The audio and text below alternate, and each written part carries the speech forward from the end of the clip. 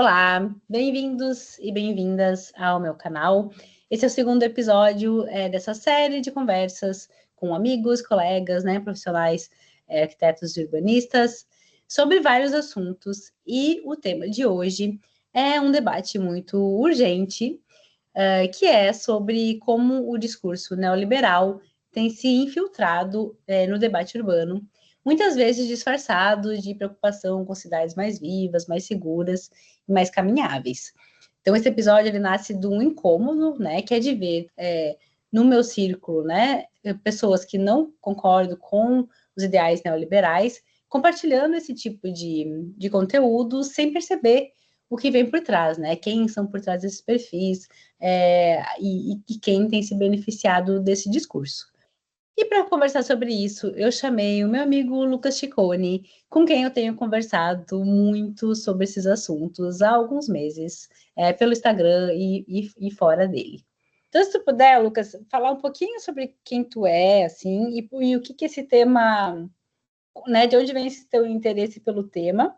Beleza, bom, eu sou arquiteto urbanista, eu me formei na FMU, que é uma instituição particular aqui em São Paulo, pelo meio de 2017, e hoje eu estou terminando meu mestrado na FAUSP, também aqui em São Paulo, e, na verdade, toda acho que essa minha relação até com a arquitetura, com o urbanismo, com essas questões da cidade, elas partem muito de onde eu venho na cidade, tipo, então eu tenho um pertencimento muito grande com o lugar de onde eu vim. Eu sou da região do Tatuapé, na zona leste da cidade.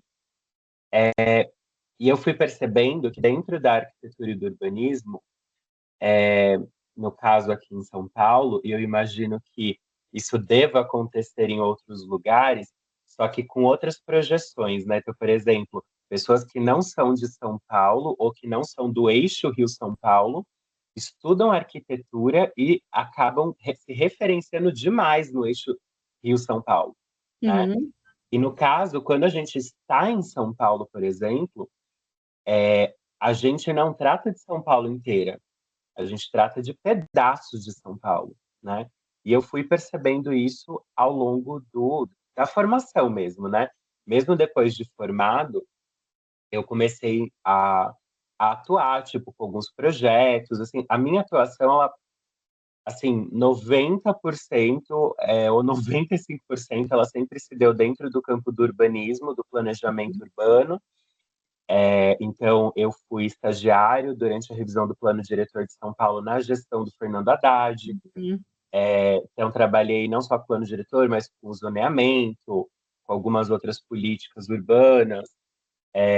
Aí, posteriormente à graduação, eu coordenei projeto de transformação de espaço público, né? E aí, no caso, essa transformação de espaço público, ela foi em Pinheiros, na Zona Oeste.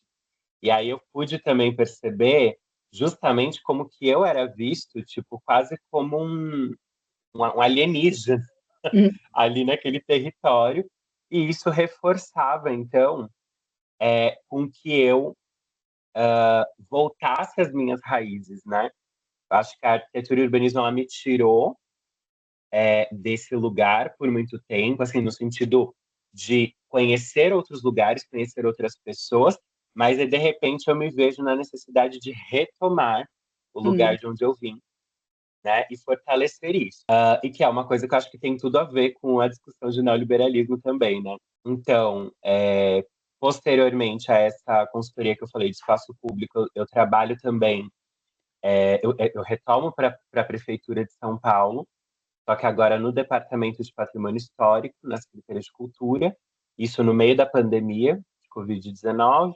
Fico lá por alguns meses, aí eu saio, porque tem uma troca de gestão, né? Eu tinha um cargo comissionado. Desde então, trabalho com consultoria de sempre entre planejamento urbano e patrimônio histórico. Recentemente também trabalhei numa consultoria privada, uma multinacional, mas que tem aí presença em muitos países, e aí eu trabalhava fazendo plano diretor para municípios pequenos, né? Muito legal. E isso também é uma coisa que me ajudou aí a entender melhor algumas ossadas de neoliberalismo que eu acho que me deixaram com um senso mais crítico em relação a isso. Então, acho que, assim, toda essa trajetória, eu fui percebendo justamente esse discurso muito maquiado, né? Esse Uhum, discurso muito maquiado e a interferência dessa ideologia, nas coisas que a gente faz no dia a dia. Então, assim, se você está trabalhando com a cidade, você vai trabalhar com camadas de interesse muito social, muito coletivo, né? A cultura no seu sentido mais amplo da palavra, né? A cultura como trabalho, uhum. ou até melhor, né? Acho que o inverso, o trabalho enquanto cultura, né? As classes sociais, as relações sociais na cidade, É, e de repente a gente vê esse discurso rasgando tudo isso. e é muito é interessante porque eu não sei assim o quanto as pessoas sabem o que é o neoliberalismo e discutem neoliberalismo no Brasil, porque aqui em Londres é muito presente, assim, porque todo mundo sabe, né, da época que a Thatcher estava no poder, né, nos Estados Unidos o Reagan. Então Uhum, se fala muito sobre neoliberalismo aqui, porque teve muito impacto, né, nas políticas. Teve uma desconstrução do estado de bem social inteiro que foi construído, né, no pós-guerra e que aí com a Thatcher, né, acaba com tudo isso. A habitação social que era construído em larga escala, que parou. É, teve, né, a política do right to buy, onde as pessoas puderam adquirir as suas habitações sociais e com isso diminuiu drasticamente o estoque de habitação. Enfim, tiveram muitas consequências, né? E até hoje, assim, a maneira como hoje acontece a política urbana é um legado, né, desse neoliberalismo na época da Thatcher. Mas não sei, uhum. aí no Brasil acho que a gente não, talvez que meio que não teve assim uma coisa muito super marcante assim, aqui se consolidou o neoliberalismo, né? E aí quando a É, gente olha nesses impactos todos que teve aqui, né, que foi um lugar onde teve um super estado de bem-estar social, né, com essas políticas de habitação super bem consolidadas, no Brasil, o risco desse neoliberalismo que cresce cada vez mais é ainda pior, né? Por causa justamente das nossas desigualdades. Então é isso que eu queria, assim, talvez a gente possa explicar um pouquinho o que que é o neoliberalismo para quem vai ouvir e não sabe o que que é, e aí tentar focar então no qual que é o perigo disso para o Brasil, né? E para o nosso contexto, assim. não, perfeito. E até entender que se a gente está falando desse mundo e ele vai se globalizar, né? Ali por volta, né? A partir mais ou menos, né, dos anos 80, aí 90 é o auge disso, né? E aí a gente entra de cabeça nessa globalização, mas que eu acho que é aí que tá, né? Que globalização é essa? Porque dá sempre a entender que tá todo mundo no mesmo patamar, Uhum, né? Ah, agora todo mundo está conectado, agora todo mundo consegue acessar os mesmos bens de consumo ou coisas desse tipo. E na prática não é isso, né? E é só a gente olhar para a própria organização dos países nesse sentido, né? A gente tem blocos econômicos, a gente tem grupos de países que têm hierarquias ali entre esses países, né? Então, quando você fala, por exemplo, da Thatcher no Reino Unido, é justamente isso que vai acontecer, é uma influência global que parte, sobretudo, da Europa e dos Estados Unidos, né, para o restante do mundo. E a gente vai ter essa hierarquização em diferentes camadas da vida, né? Então, desde a escala de países até, por exemplo, intervenções, né, no que a gente está falando aqui, né, intervenções urbanísticas, por exemplo, dentro de uma cidade. Então, por exemplo, no Brasil, uh, eu entendo que muita gente vai falar de neoliberalismo, assim, talvez de um suposto marco neoliberal, acho que ali do governo do Fernando Henrique nos anos 90, né? uhum, Mais ou menos por ali, até porque na década de 80 a gente estava no período de redemocratização. Eu uhum, vinha de uma ditadura, etc.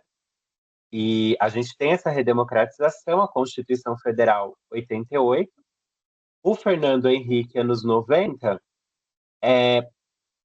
só que aí a gente tem um solavanco aí no meio do caminho, que é o Lula sendo eleito nos anos 2000, uhum, né? E o Partido dos Trabalhadores ele vai ficar no governo por muito tempo. Uhum. né? Tanto é que vão ser 2 gestões de Lula, mais uma gestão de Dilma, e uma meia gestão de Dilma, que é quando ela é interrompida por conta do golpe, né? Do Uhum. impeachment que fizeram contra ela. E aí, olha que curioso, né? Então a gente tem um governo ali que ele, né, acho que talvez no nosso olhar de hoje, ele seria, ou mesmo daquela época, de centro-direita, o Fernando Henrique. De repente, a gente vai para um governo de centro-esquerda, e eu acho que aí tem muitas interpretações sobre isso também, né? Se é centro-esquerda, se é Uhum. esquerda, o que que é. Mas é, ele vai estar, assim, é um governo que ele vai sim trabalhar e atuar com muito neoliberalismo. Por quê? Porque Uhum. o neoliberalismo, eu acho que é aí que está o poder dele, né? Ele não é uma coisa, ele não é um objeto que você pode quebrar, dobrar, jogar fora, refazer. Ele é uma ideologia, então ele tá meio que assim, é quase um negócio tipo no ar que a gente É, respira. que interessante, que agora que me veio isso, né? Tu falou do Lula, que é nos anos 2000, porque aqui, depois desse período da Tati, entrou o que aqui Uhum, chama New Labour, né? Que é como se fosse o uhum, governo que era o trabalhista, né? O Labour, mas novo, mais assim, centro, uhum. que tentou dar uma né, pegar aquele neoliberalismo que estava super em alta e deixar ele um pouco mais assim, com aquelas coisas da social-democracia, né, de ter um pouco mais de participação da comunidade e tal, mas ainda assim É, super neoliberal no sentido de da iniciativa privada ter um super poder assim nas políticas urbanas, exato.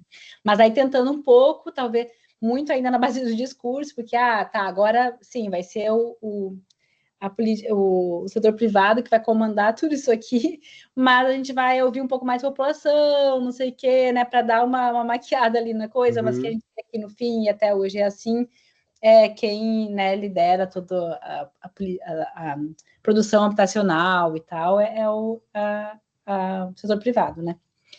Mas mais ou menos então mais ou menos uma mesma timeline, assim, né? Fernando Henrique, Thatcher, e aí depois, né, o New Labour aqui com o Tony Blair e o Lula no Brasil. Então, exato.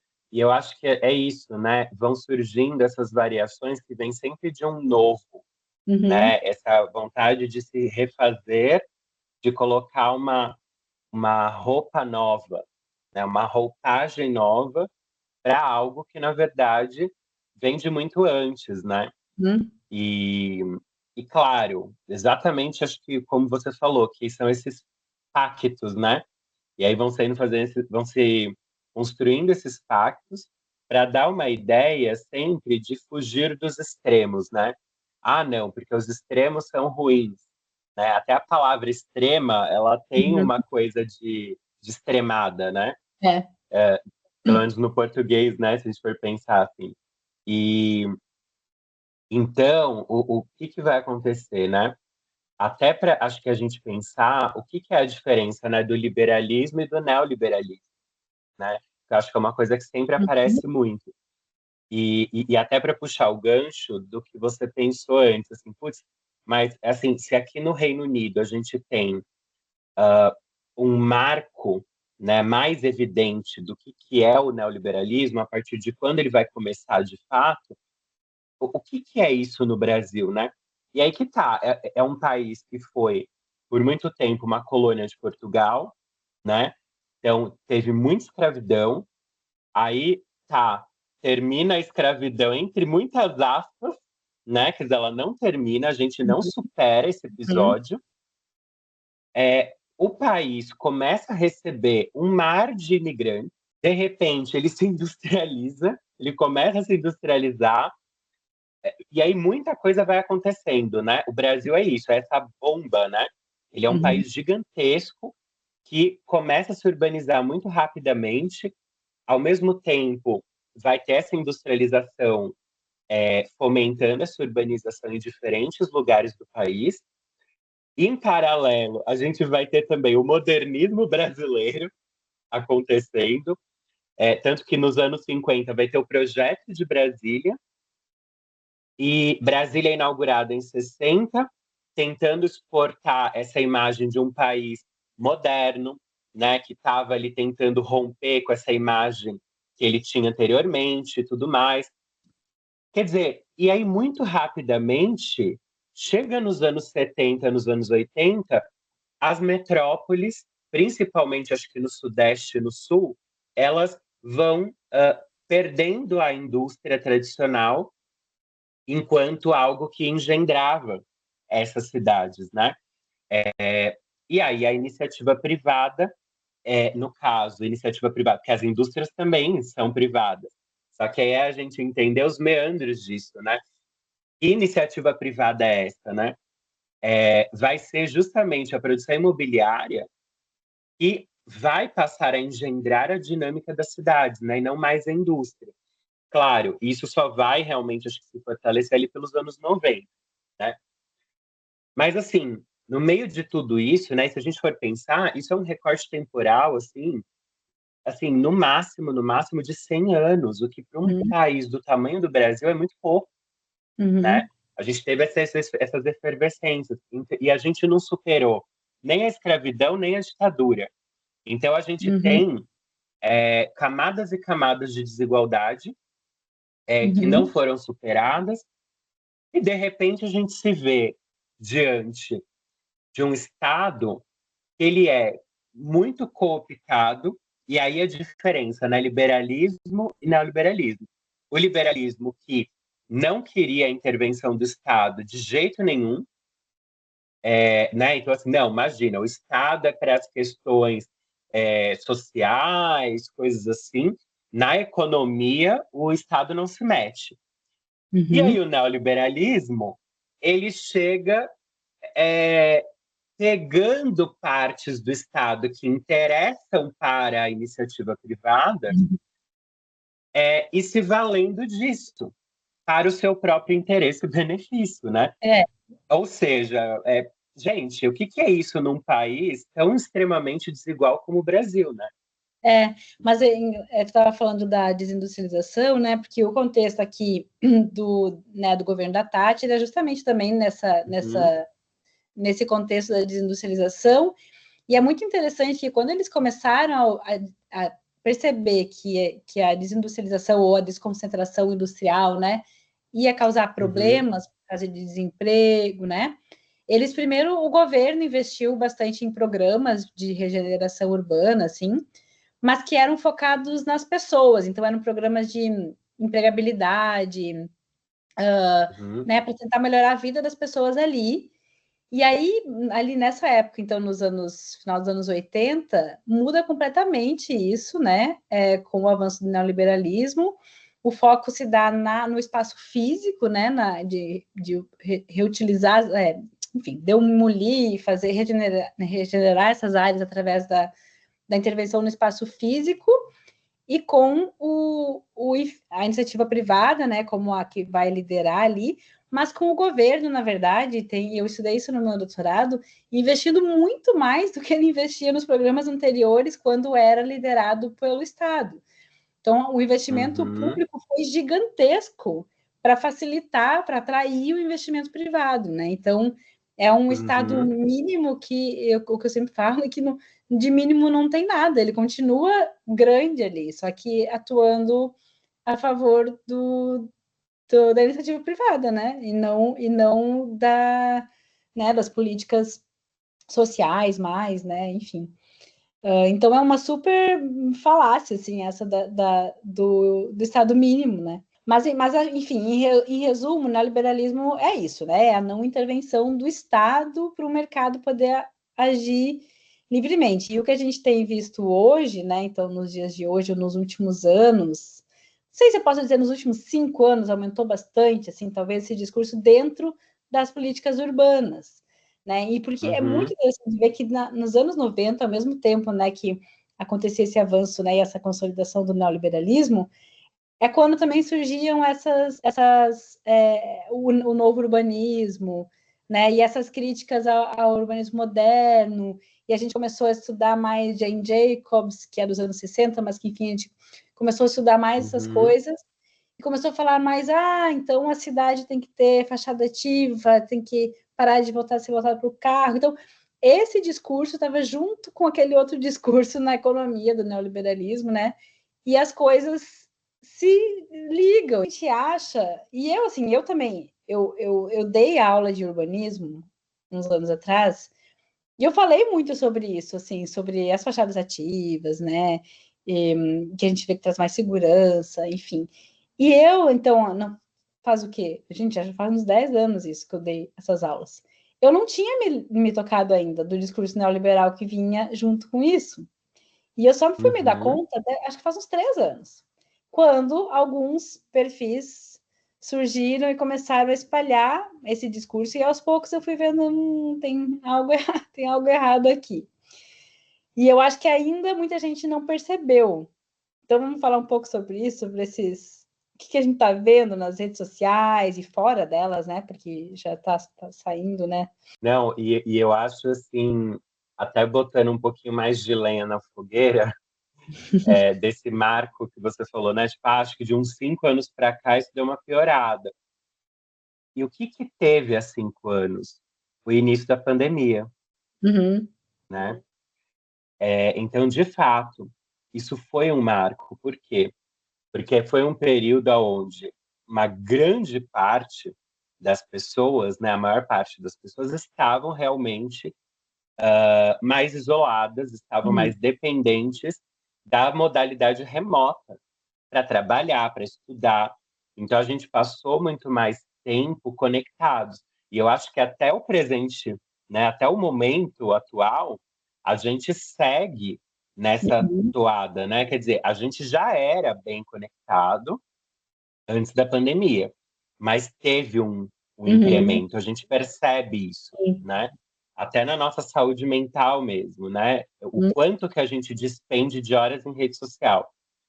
E aí, é claro, esses perfis se aproveitaram disso para dar um salto, né, em algo que antes, ainda que estivesse bem maquiado, como você falou no próprio discurso da Jane Jacobs e coisas do tipo que passam a ser introduzidas nos cursos de Uhum. urbanismo, né, de arquitetura, de urbanismo, como um suprassumo, né? Uhum. E eu acho que é até importante a gente dizer, a Jane Jacobs era uma jornalista, Uhum. ela não era uma arquiteta urbanista, né? Uhum. Ela era uma jornalista. Uhum. A mesma coisa Lá, que acontece hoje em dia, né?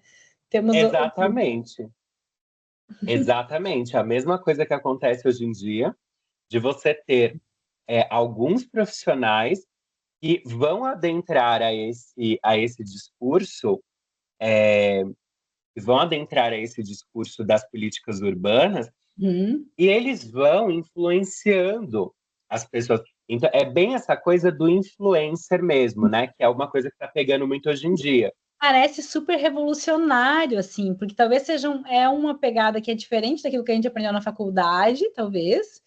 E aí as pessoas ficam, Uhum, nossa, é verdade, eu nunca pensei nisso. E aí vão nessa onda, sem perceber que é. exatamente. Exatamente. É muito convincente, né? Uhum. É muito convincente porque é um discurso que ele é muito ensaboado. E é Uhum. claro, o discurso que é mais fácil, né? Ele pega muito rápido, que nem, por exemplo, todo mundo aprendeu desde pequenininho que o céu é azul, né?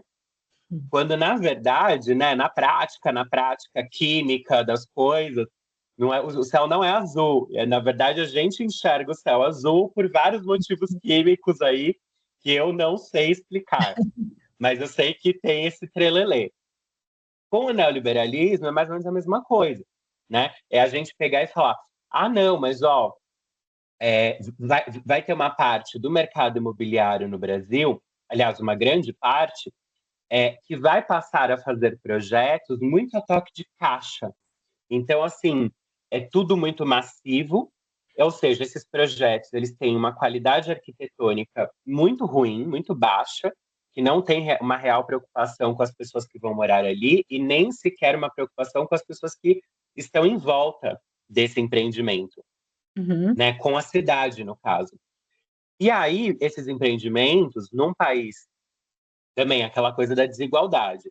a desigualdade vai gerar uma falta, né, ela vai gerar um problema de segurança pública, né? Então tem a violência urbana, não sei o quê. Qual é o efeito imediato? É as pessoas se assegurarem pelos aparatos de segurança. Então vão encher de câmera, vão colocar cerca elétrica, muro e etc. Aí, muita gente vai falar, né? Muita gente que está aí no meio dessa questão das cidades vai dizer assim: nossa, porque os muros eles cegam as ruas, né? Tipo, se você está numa rua que é toda cheia de muro, você vai se sentir muito inseguro. Sim, isso é uma verdade. Tá, mas aí o que a gente tem que fazer então? E aí vem essa coisa da fachada ativa, que na verdade é o quê? É uma fachada ativa muito por uma lógica comercial, né? Então, assim, não é uma fachada ativa, porque o que a Jenny Jacobs lá vai estar falando? Ah, são os olhos na rua, né? Ok, aí você anda por bairros, Brasil adentro e afora, sei lá, de Pelotas, lá no extremo sul do país, até Santarém, no norte do país, a gente vai passar por ruas onde você tem pessoas morando em suas casas, muitas vezes nos seus predinhos, coisas do tipo, mas sobretudo em casas, e elas têm ali uma conexão com a rua de alguma maneira, né? Elas saem, entram, tem uma janela, tem uma varanda que dá para a rua, elas conhecem a vizinhança. Tá, isso não é ativo? Isso não é uma atividade de olhos na rua? Só que aí como que isso é convertido nos incentivos legais da política urbana? Ou seja, aquilo que você estava falando do investimento pesado do Estado para benefício do mercado. E aí o que vão fazer? Ah, a gente precisa incentivar o mercado imobiliário a construir desse jeito aqui para a gente não ter essa cidade cheia de muros que a gente está tendo. Tá bom. Aí substitui os muros por lojas, né? Isso tem acontecido, assim, isso tem sido discutido em diferentes cidades no Brasil, mas eu acho que o caso de São Paulo tem sido muito paradigmático, porque a gente tem tido uma produção imobiliária muito intensa sob essa lógica.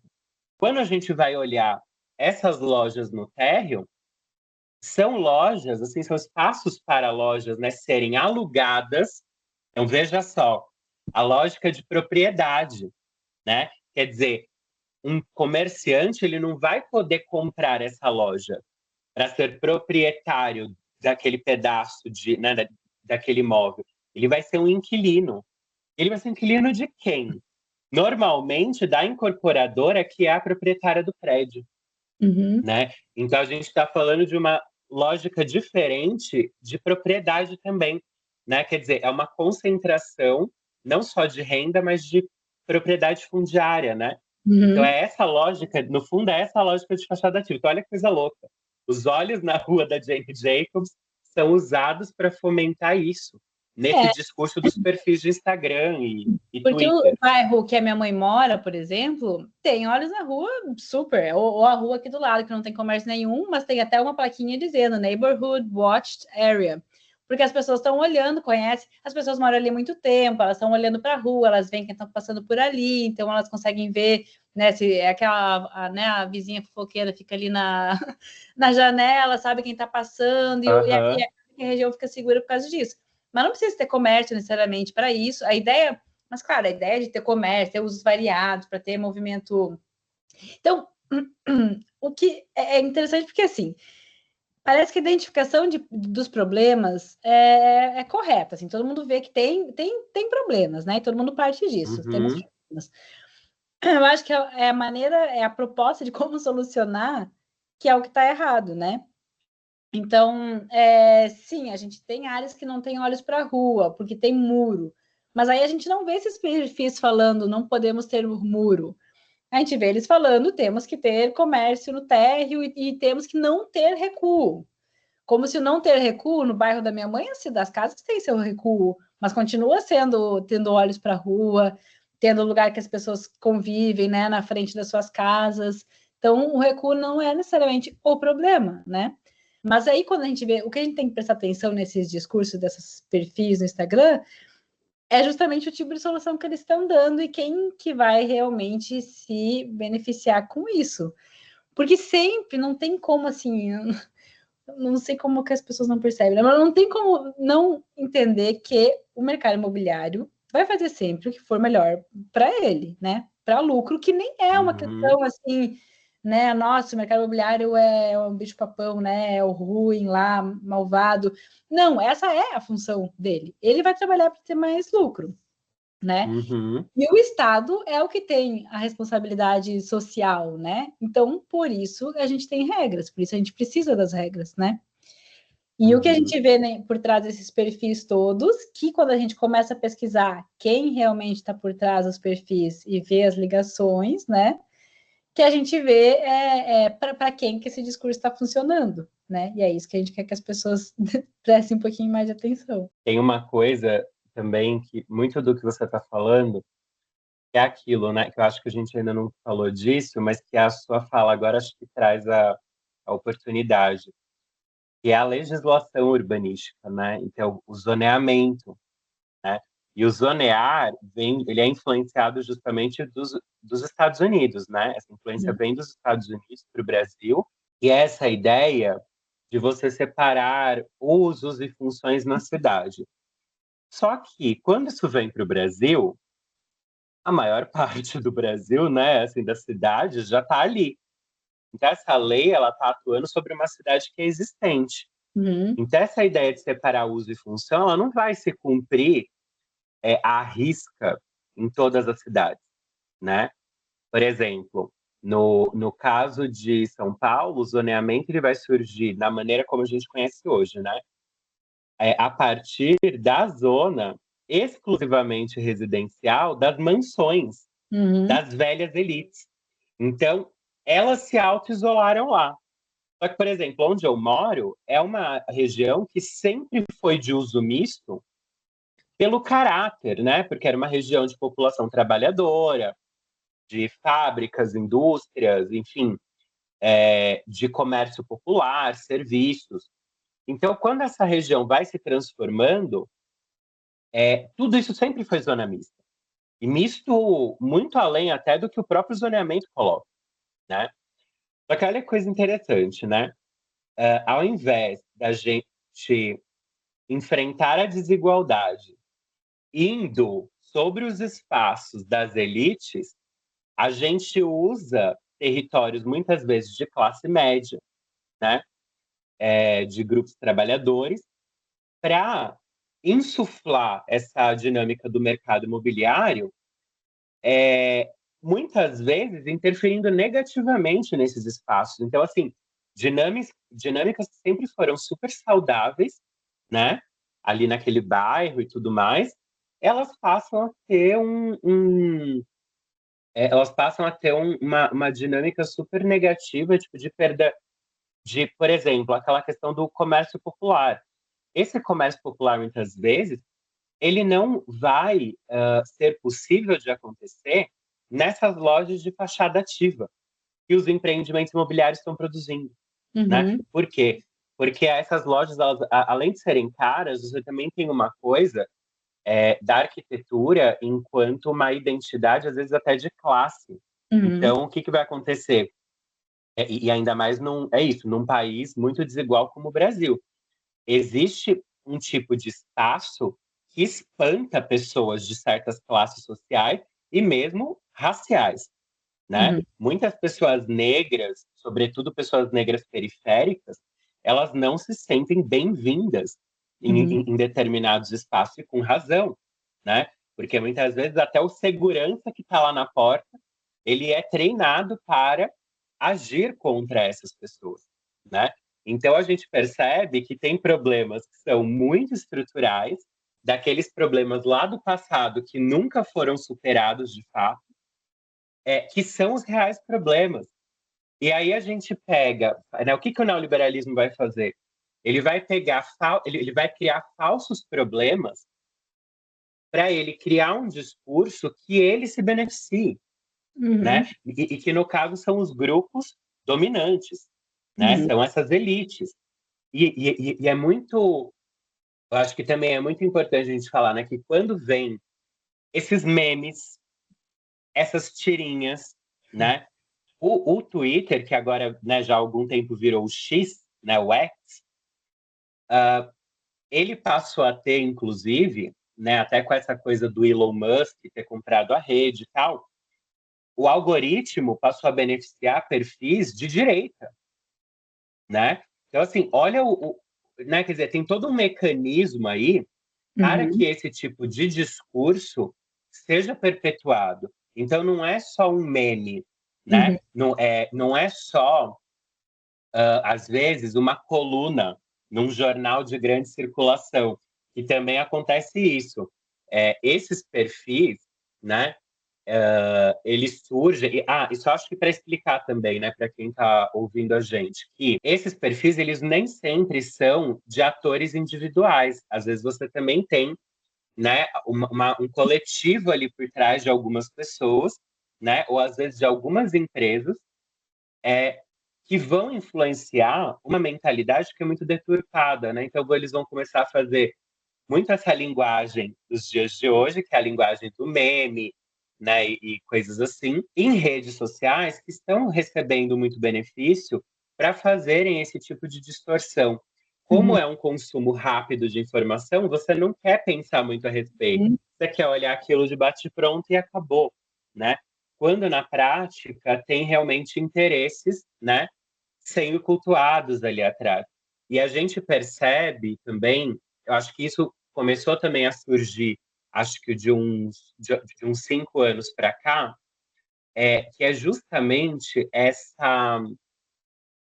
a influência direta dessas discussões nas redes sociais, dessa distorção dentro da política urbana de fato. Então, hoje a gente percebe secretários de planejamento urbano, secretários de urbanismo, pessoas que estão dentro de secretarias de habitação, de meio ambiente, de transporte e mobilidade, estão reproduzindo esse tipo de discurso.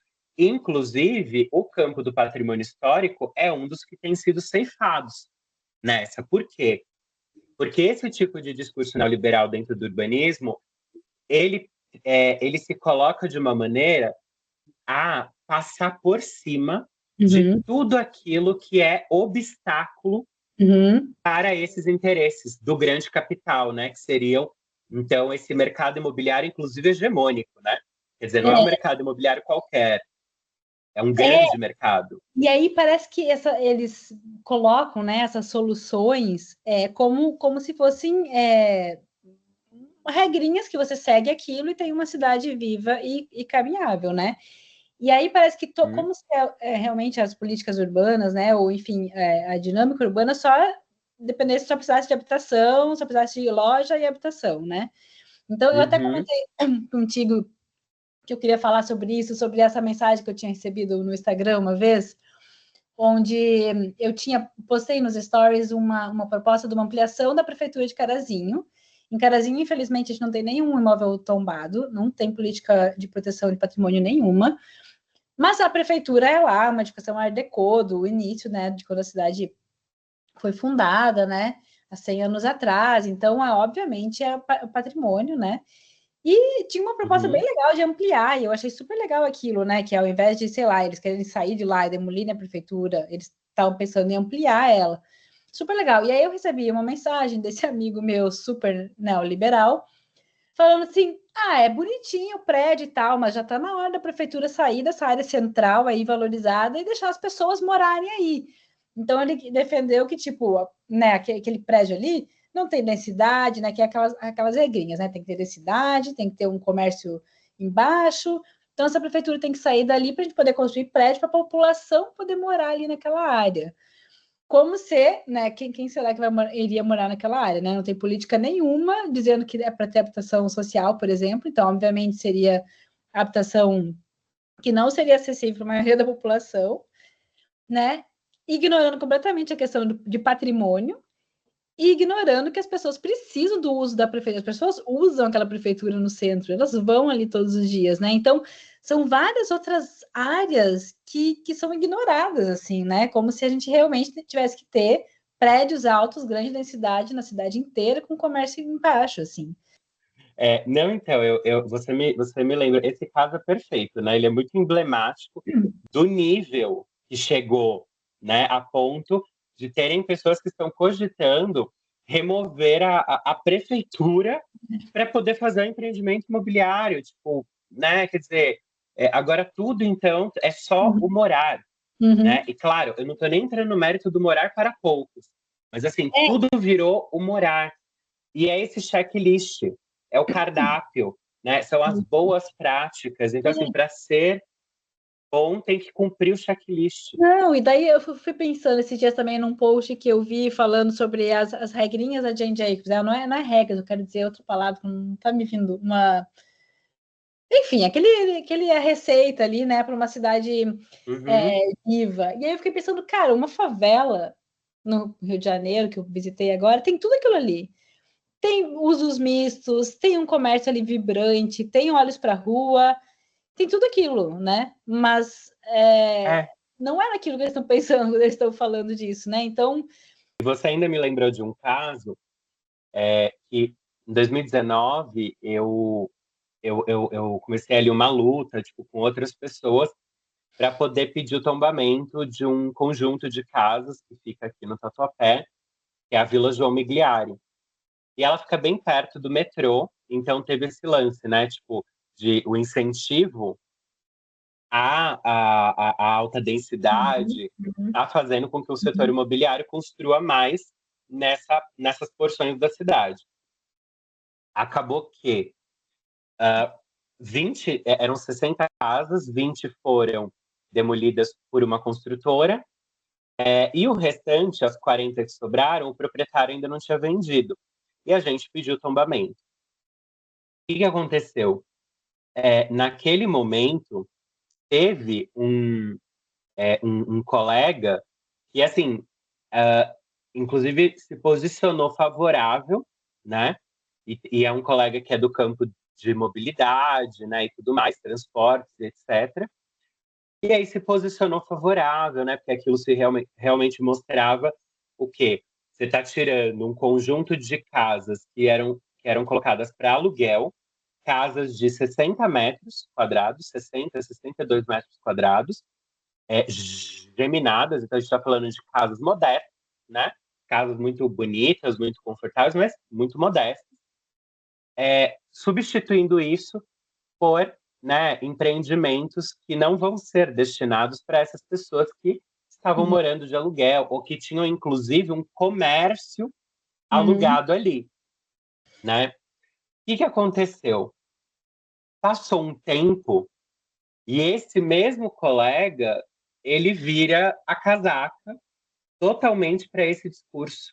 E ele vai fazer uma publicação se colocando contrário a essa preservação, dizendo que não, aquilo ali são casas numa área central e perto de metrô. Então, isso não pode existir na cidade se a gente está pensando aí nesse novo urbanismo que tem que atender esse checklist, né? E aí o que aconteceu, né? No meio dessa seara toda, 35 das 40 foram destruídas de uma maneira violenta pelo proprietário. Ele botou 2 tratores lá dentro, destruiu tudo, sem colocar equipamento de segurança. Ele poderia até ter matado pessoas que estavam passando em uhum, volta dessa demolição. Sobraram 5 casas, né, que foram tombadas, mas agora, mais recentemente, estão tentando destombar. Então, assim, até esse nível a gente chegou. E o que tem forçado essas políticas de destombamento? É justamente o checklist. uhum, Então, dentro dos órgãos de tombamento e nos conselhos, isso tem sido usado. Ah, não, aqui o plano diretor, a lei de zoneamento, diz que tem que ser muito denso. Então, aqui a gente não vai tombar nada. Quer dizer, a própria memória da cidade que é uma coisa que a gente não tem como medir, né? Memória é uma coisa, ela é muito subjetiva, abstrata. Não tem como você medir isso exatamente, assim, de uma maneira quantitativa. Então fica muito vulnerável a esse tipo de coisa, a esse tipo de discurso. Moral da história. São 5 casas de 60 metros quadrados, tipo, geminadas. Elas estão numa esquininha do bairro. E aí teve uma pessoa dizendo que aquilo ali estava ocupando um espaço de um prédio que deveria receber pessoas vindas da periferia, porque aquelas casas elas contribuíam para a desigualdade social da cidade. Quer dizer, comparando 5 sobrados com as mansões, por exemplo, né? Quer dizer, o que é mais danoso nesse sentido em termos de espaço, se a gente for pensar, né? Complicado, porque de fato existe, né, esses grupos, né, de NIMBY, né, que acontece principalmente em lugares mais elitizados, né, de não querer que tenha construções, né, não querer que tenha metrô, não querer que, enfim. E aí, de fato, essas coisas às vezes ficam confusas e as pessoas não sabem mais de onde é que está vindo esse discurso. A gente não sabe mais se é um discurso legítimo de proteção de patrimônio, ou se é só uma artimanha ali para, né, manutenção de privilégios. Então, é muito complicado mesmo. A gente tem que estar atento o tempo inteiro para tentar entender de onde vem, né? E é uma pena que o tombamento seja, de fato, o único instrumento que a gente tenha no Brasil que interfira no direito à propriedade, né? E é o único que consegue evitar a demolição, né? A gente não tem outras políticas ou um sistema de aprovação de projeto mais rigoroso, que vai realmente avaliar caso a caso, como é aqui. E é isso que eu fico assim, o que mais me incomoda nesses discursos é de que eles percebem que tem algo errado no patrimônio, nas normas. Eu também acho que tem muita coisa errada no nosso zonamento, no nosso plano diretor, né? Mas para mim, quando eu vejo então a questão dos recuos, por exemplo, o problema para mim é que uma aprovação de um projeto na prefeitura, eles vão olhar, tem um recuo? Tem, né, o número de gabarito? É um checklist, né, atendeu todas as normas, aprova. Sem um controle realmente de qualidade de arquitetura, né? E o que esses discursos estão falando é que o recuo é o que fez esses prédios horríveis, que tem uma base assim, e aí, né, igual em Balneário Camboriú, que tem, todos eles têm uma base e um palitinho para cima, assim, né? E ele dizia, a culpa disso é o planejamento, porque o planejamento que pede, né, que tem uma taxa de ocupação maior na base, né, e menor em cima, enfim. Mas a qualidade arquitetônica daqueles prédios não tem nada a ver com o planejamento, né? Na verdade, é a falta de controle que faz com que aqueles prédios fiquem assim, e não o excesso de controle, né? Então, eu acho que tem que ter muito mais controle, mas eu também reconheço que não tem como ser feito no Brasil hoje o que é feito aqui, que cada caso é considerado independentemente, né? Assim, que é tudo avaliado caso a caso. Então, a gente precisa de controle. A gente pode discutir no Brasil revisão, né, da legislação e tal, mas jamais isso que é o que está sendo proposto, que é do Estado cuidar das praças e das calçadas e da, sei lá mais o que, e deixar o lote privado completamente livre de regulamentação. Isso não faz o menor sentido, assim, né? Não tem a mínima chance de dar certo. Exatamente, até porque as cidades elas são feitas de espaços públicos e privados e da relação entre essas duas coisas, né? Então, como que a gente simplesmente, né? Como que o Estado não vai interferir, né, na propriedade privada se ela tem um impacto direto na dimensão pública da coisa, né? E aí que tá, né? Quer dizer, essa é uma complexidade que ela é neutralizada, ela é escondida, né? Eles criam uma máscara, esse discurso cria uma máscara para o que realmente está em jogo. E aí você me fez pensar até numa coisa, quando você estava explicando sobre como que o neoliberalismo começa no Reino Unido, com a Thatcher, a questão, por exemplo, do mercado imobiliário privado, né? Ou seja, não é mais o Estado que está promovendo, por exemplo, habitação social, né, de interesse social, e aí o mercado que passa a fazer isso, né? Uma coisa que a gente vê recorrente aqui no Brasil é o mercado imobiliário privado produzindo conforme o que a legislação que foi feita para ele a esse respeito de, olha, tem que produzir habitação social porque aí você ganha mais potencial para construir assim o assado e por aí vai. O que parece ser uma política super interessante, ela é completamente capturada por esse setor privado, que inclusive está recorrentemente agora na imprensa por conta de fraudes, né? Tem um monte de empreendimento imobiliário construído por essa política que deveriam ter feito habitação de interesse social, Sim. mas não fizeram, né? Ou seja, eles fraudaram a legislação e eles destinaram essas habitações para pessoas que têm rendas maiores, ou muitas vezes, que é um negócio que também tem chegado no Brasil com mais intensidade nos últimos anos, que é a locação de curta temporada, que é o quê? O Airbnb, né? E outros tipos de plataformas, né? Desse tipo. Então, hoje, a gente tem no Brasil cidades que realmente estão construindo empreendimentos para locação de curta temporada, então, assim, não é para uma moradia permanente, né? E aí a gente retoma aquela coisa da propriedade, né? Quer dizer, o chão que a gente pisa, né? Quem que é o dono desse chão, né? Eu acho que, sei lá, tem muitos trabalhos aí que têm se debruçado sobre isso, né? Muita gente tem estudado essa questão das propriedades, porque realmente parece que uma parte aí boa das nossas cidades no Brasil estão na mira de terem concentrações fundiárias, de fato. E aí, em contrapartida, a gente tem milhões de pessoas que moram na precariedade, né? Que moram em favelas, que moram em todo tipo de assentamento precário, que não têm propriedade da terra e ficam a cargo de remoções violentas, como a gente também vê com muita recorrência do norte ao sul do Brasil. Sempre tem remoções muito violentas. Aí olha que coisa louca.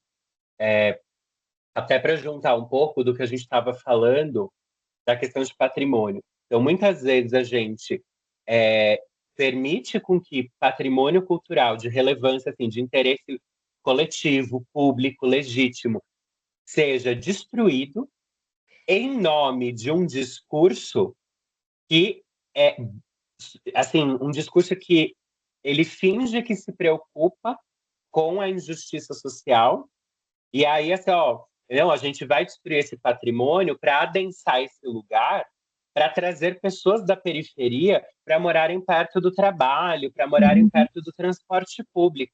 Ou seja, a gente tira a responsabilidade do Estado de promover melhorias, infraestruturas naquela periferia para insuflar valorização da terra de uma área central, né? Porque essa questão de dizer que o Estado não deveria se preocupar com o lote privado, deveria se preocupar com o resto, também é para, tipo, o Estado ficar colocando dinheiro ali nos espaços públicos do lado para valorizar aquele terreno para o privado. Então, tudo tem uma explicação, né? A questão das vagas de estacionamento, que é uma coisa que pega muito também. A gente quer cidades que não sejam planejadas para carro. Todo mundo quer isso. Todo mundo quer uma cidade que dá para caminhar mais, ir de bicicleta e tal. Mas aí a solução deles é, então, vamos parar com a exigência de garagem. Mas isso, tirar a exigência de garagem, de vaga de garagem nos empreendimentos, só vai fazer com que o mercado imobiliário possa vender mais área como apartamento.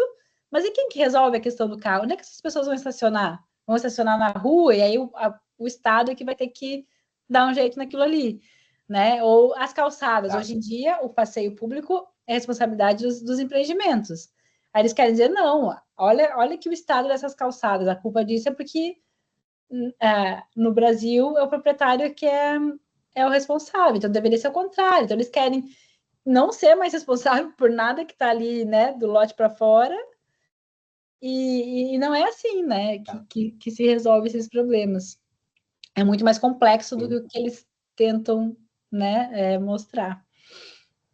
Exato, essa questão do que você falou das vagas de garagem, inclusive, né, de se pensar o seguinte, é, por isso que eu acho tão importante discutir trabalho, né? Quando a gente discute economia, por exemplo, né, que nem eu acho que uma das áreas que tem aparecido muito em discussão nesses perfis, em redes sociais e tal, que fomentam essas ideias, é a coisa da economia urbana, né? Uhum, Só que é muito curioso, porque essa economia urbana, ela não fala de trabalho, né? Ela está falando muito dessas relações do grande capital com a cidade, que é o quê? Basicamente o setor imobiliário e financeiro dominando tudo, uhum, né? Por quê? Você falou perfeitamente a questão da garagem.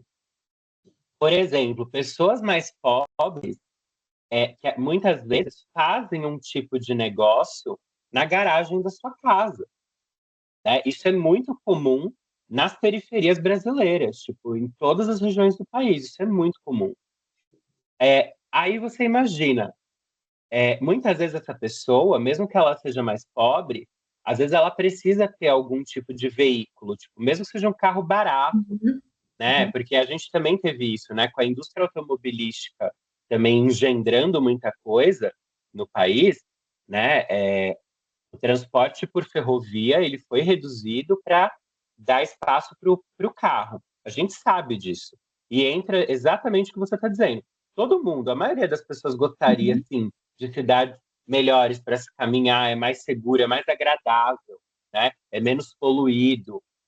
Mas aí entra essas contradições. Ao mesmo tempo, uma boa parte de pessoas nas periferias, muitas vezes elas têm um carro, mesmo que seja barato, para fazer algum tipo de serviço, algum tipo de trabalho. Muitas vezes esse carro pode ser até compartilhado.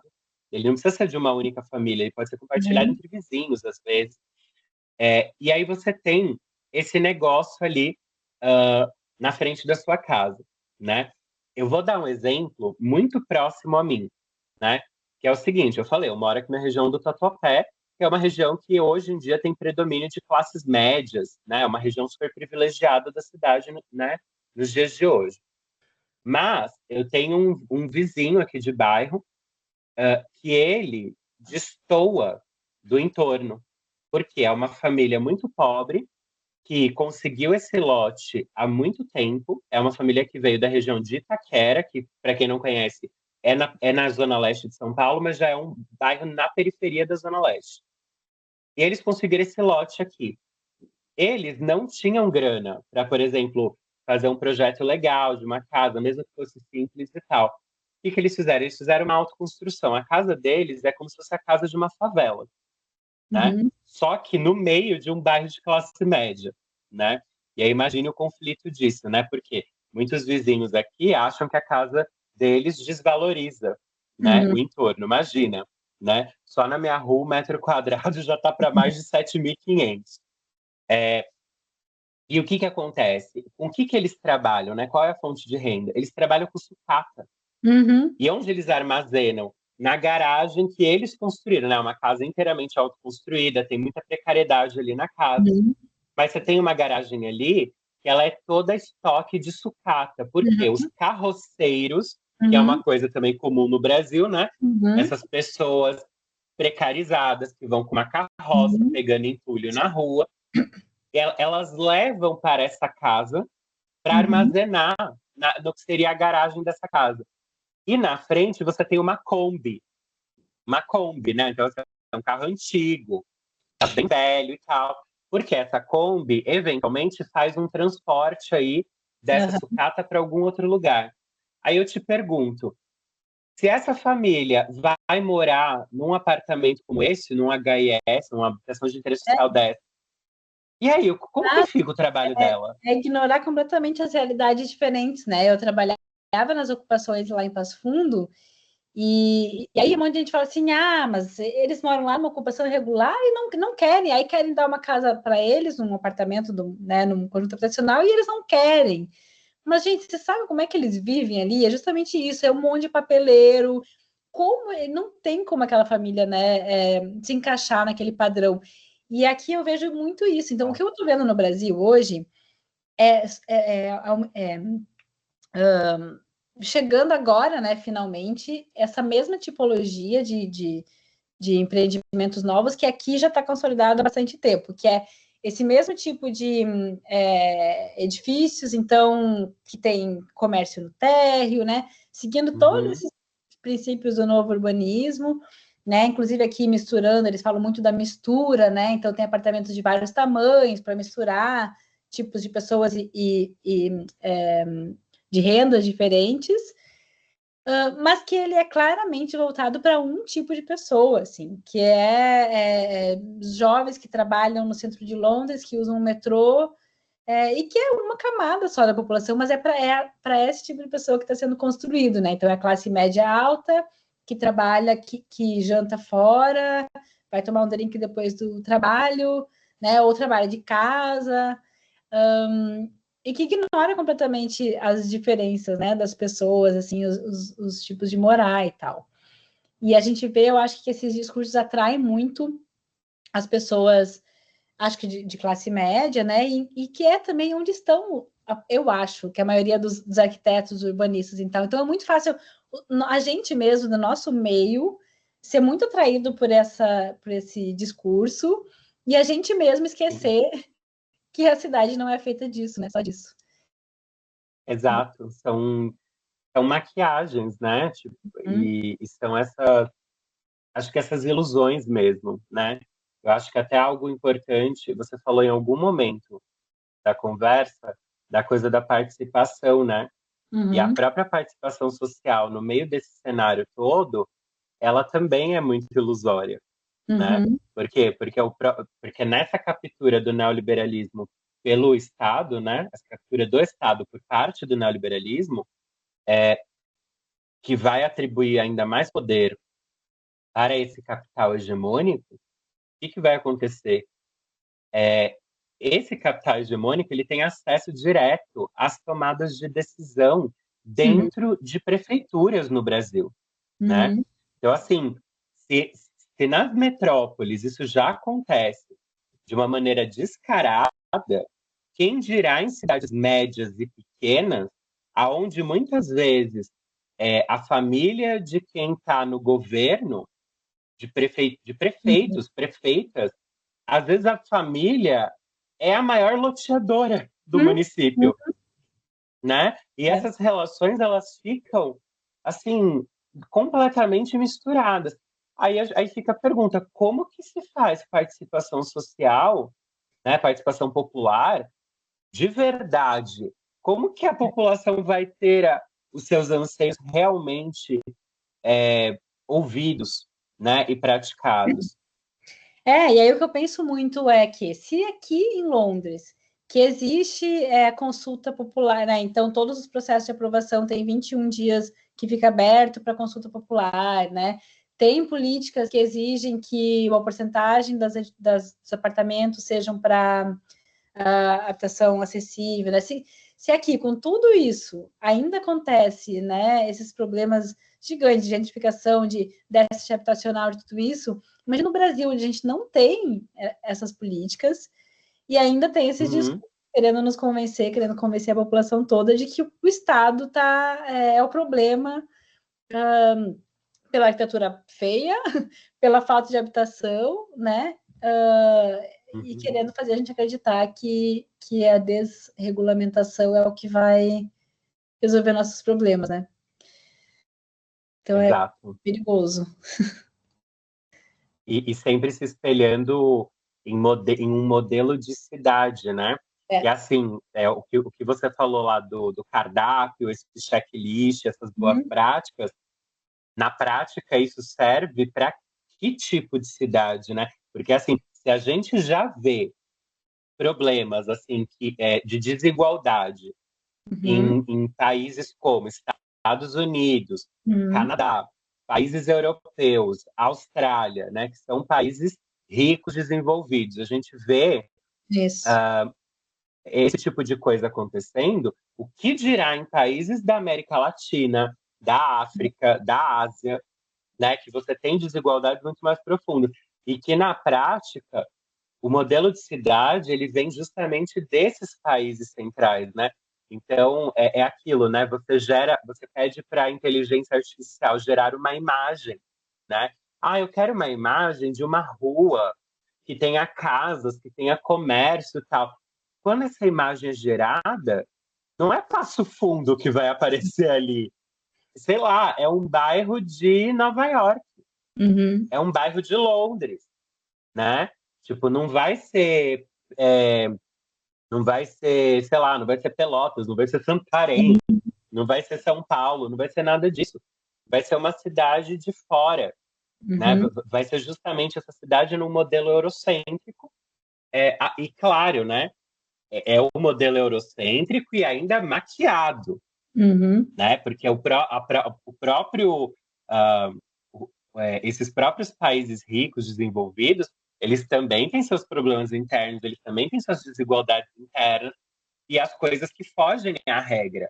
Só que é claro que não é isso que vai ser exportado para essa imagem de uma cidade ideal, né? É. É, tem algum assunto que a gente não falou para a gente se encaminhando para um final aqui? Tem várias outras coisas, né? A questão que o mercado se autorregula, que quanto mais Uhum. que os apartamentos de luxo podem ajudar. Como é que é? Eu vi isso esses dias. Como é que é? Aí eu vi.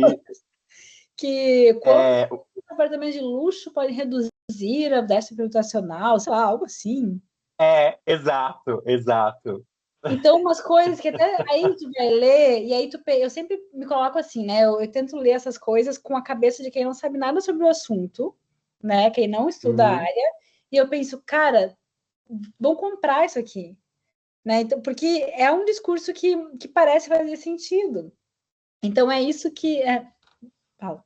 não, na verdade, eu queria validar o que você falou. Eu acho que o que a gente pode falar, talvez assim, para encerrar, para pensar no encerramento, eu acho que a gente poderia suscitar essas coisas. Uhum. Tipo, sabe? Meio que assim, olha, eu acho que é importante ter cuidado com discursos que falam que Isso. apartamentos de luxo podem ajudar o déficit habitacional, que fachada ativa vai resolver problema de sei lá Deus o quê. Eu acho Uhum. que a gente poderia, sabe, meio que listar coisas que a gente lembra. Isso, então é a questão das vagas, a gente já falou, né? Claro, eu acho um absurdo ter que ter 4 vagas de estacionamento. Eu acho um absurdo, mas a resposta disso Sim, não é não exigir vagas, né? Mas é, são várias políticas urbanas ali que vão fazer com que a gente chegue numa cidade que não dependa do carro, mas não é tirando restrição, né? uhum, A questão da densidade que ele pode falar, que dá para acrescentar? A gente já falou um pouco, né? Mas essa lá no Balneário Camboriú é uma coisa que é tão. Até falei isso esses dias, né? Nos stories ali. Porque a densidade é essa justificativa, né? Para tipo, a gente vai ter então mais gente morando em lugares que já tem infraestrutura, né? Mas muitas vezes o que a gente vê nem é realmente densidade, né? E ela também não vem acompanhada de uhum, o resto que tem que vir. Eu lembro que quando eu cheguei aqui, a minha prima falou assim: Nossa, aqui no bairro, quando tem prédios novos, até o número de livros na biblioteca tem que aumentar. Aquilo ficou tão na minha cabeça assim que eu pensei, caraca, né? Tipo, que maravilhoso isso aqui. Então, para ver o quanto que, né, exato, o impacto que é um prédio substituir um terreno onde tinha uma casa antes, né? Então é muita coisa que está relacionado não só ao número de pessoas que vai ter usando a infraestrutura que já está ali, né? Enfim. exato. É uma coisa que eu sempre falo, assim, é meio que a minha resposta, sempre que vem esse assunto da densidade. Eu falo, gente, adensar é verbo, não adjetivo. É. É muito mais sobre como essa densidade acontece Uhum, do que a densidade por si só.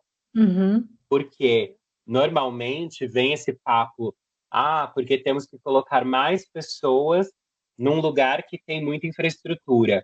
uhum. Certo? Que pessoas, É, né? Que é, pessoas?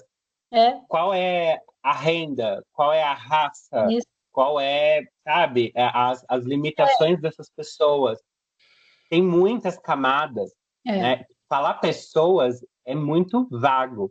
Então não adianta vir com esse papo, né?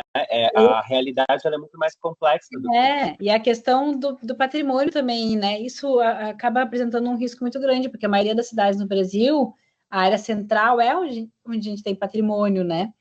Então, se a solução for isso, então a gente não vai preservar, não vai ter preservação no Brasil, só vai ter, né? Só vai ter apartamentos para qualquer pessoa, né? Enfim, para investidor vir de fora e alugar e deu, né? Exato, não. E o patrimônio que, assim, às vezes não vai ter aquele caráter, sei lá, dos edifícios antigos, né? Mas que está fora dessa área central, esse então já era, né? Esse nem se considera, porque se já é difícil a gente lutar por isso, imagine. Aliás, isso é um ponto que eu acho que a gente tem que também chamar atenção aqui, porque eu já vi nesses perfis e tudo mais, uma lógica de igualzinho, assim, era um checklist, e aí falava exatamente essa questão de o Estado ele tem que se preocupar com as infraestruturas públicas, ele tem que se preocupar com saneamento, com calçada, com praça, com parque, né? O patrimônio histórico, aí nesse checklist, o patrimônio histórico ele era um item e era assim, de pensar a preservação do patrimônio arquitetônico. Aí fica a questão. O que é patrimônio arquitetônico num país em que segundo os dados do Conselho de Arquitetura e Urbanismo, CAL, mais de 80% das nossas cidades construíram sem auxílio de arquitetos e engenheiros, né? Sem profissionais aptos para ajudar em construção. O que é patrimônio arquitetônico nesse cenário social, econômico e político? E num país que referencia suas construções, que tem a referência maior em cidade, nos Estados Unidos e na Europa. Acho que a gente nem vai entrar na discussão de patrimônio, porque senão a gente vai ficar mais uma hora falando de patrimônio. Porque mas eu acho que assim, um resumo, assim, né, quando a gente ficar diante desses perfis, desses conteúdos, né, na internet, é ver o que eles estão falando de. Porque o que a gente vê é assim: tudo eles estão falando que é o Estado que está errado, né? São as leis estão erradas, mas não existe nada falando que a iniciativa privada poderia fazer, né? Então, por exemplo, ao invés de dizer que deveria ter exigência de contrapartida para a iniciativa privada contribuir para a habitação social, contribuir para a infraestrutura daquela área que ela mesma está mudando, né? Não vem nada nesse sentido, né? Dizer que não, que tem que ser proibido, sei lá, ter muro fechado na frente. Não existe nada nesse sentido, né? A solução sempre é deixar o mercado livre. E aí tem até eu vi umas imagens assim, mostrando, sei lá, uma cidade lá na Idade Média, que eu vi esses dias num post americano, eu acho, querendo dizer assim, olha como é que era a cidade super viva, quando não tinha planejamento, e olha hoje, daí mostrando essas comparação de duas, né, a cidade moderna, feita para carro, querendo induzir as pessoas a achar... culpar o zoneamento. Para culpar o zoneamento e o planejamento urbano, né? Então é isso, porque eu sempre falo, com base no que eu vejo aqui, que no Brasil se exige muito pouco da iniciativa privada, assim, então poderia pelo menos o Estado está se aproveitando mais, né? Então, quer fazer um negócio ali, então faz, mas tu vai contribuir para essa praça que tem aqui do lado, para, né? Então, que é ao contrário do que esses perfis têm falado, porque eles falam ao contrário, eles dizem, o Estado tem que investir nessa praça, tem que investir na calçada, tem que investir não sei o quê, e deixa o mercado ali quietinho. E eu acho que tem que ser o contrário. Era o mercado que tinha que contribuir para todo esse resto, né? Então, sim, acho que... E o Estado... Desculpa, te cortei. Não, pode falar. Não, que o Estado, né, ser o grande direcionador disso tudo. Isso. Né? Porque ele é o pactuador, né? Ele que vai pactuar esses interesses todos, né? Porque senão a gente fica à mercê realmente, eu vou entrar até numa outra camada que a gente tem no Brasil, que é assim, até para a gente fugir dessas neutralidades todas que o neoliberalismo impõe. No Brasil, na América Latina como um todo, mas no Brasil acho que isso é mais intenso, de você ter uma elite que é completamente subordinada aos Estados Unidos e à Europa, Uhum. principalmente aos Estados Unidos. Então, o que isso significa? Que para essa elite, até fazendo um paralelo com a nossa teledramaturgia, é uma elite do vale tudo. Uhum. Vale tudo por dinheiro. É. Então, o que acaba acontecendo? Essa elite, ela se vale de um Estado que para ela é máximo. Uhum. Ele vai ser mínimo para as outras camadas, que é o que você estava falando da É. sua pesquisa de doutorado. Quando você vai ver esse neoliberalismo adentrando essas estruturas do Uhum. Estado brasileiro, é isso. É um investimento máximo em infraestruturas que são para beneficiar o interesse privado, Exato, exato. né? É. E Então aí, é muito dolorido isso. se a gente vê que tá, o zonamento, né, deixou uma cidade fragmentada, né, que é o que a gente vê sendo falado por aí, na verdade, deixar com que cada um resolva o que quiser no seu lote também vai gerar uma cidade fragmentada se não tiver um Exato. Estado olhando para aquela cidade, né, e gerindo aquilo ali. Então é isso, é esse que é o papel do Estado. Ele é o que vai ser responsável, mesmo que a gente está falando de um Estado que é capitalista, que é, enfim. Mas é Sim. ele que tem essa responsabilidade social, com justiça social. Então é o que tem que controlar tudo. Uma cidade não pode ser feita de um monte de lotezinho privado e não é assim, né? Que aí sim a gente vai ter uma cidade fragmentada. A gente precisa de políticas para unir tudo isso e fazer com que isso funcione para todo mundo, né? Senão é barbárie. É. Bom, gente, eu espero que vocês tenham gostado, que esse episódio tenha feito vocês refletirem um pouco sobre esses conteúdos. E lembrando duas coisas, que isso não quer dizer que sempre que a gente falar sobre cidades mais vivas, sobre Jane Jacobs, né, sobre a cidade de 15 minutos, nem sempre tem um discurso ideológico por trás. Mas o que a gente quer é justamente fazer com que vocês percebam, fiquem atentos para esse discurso.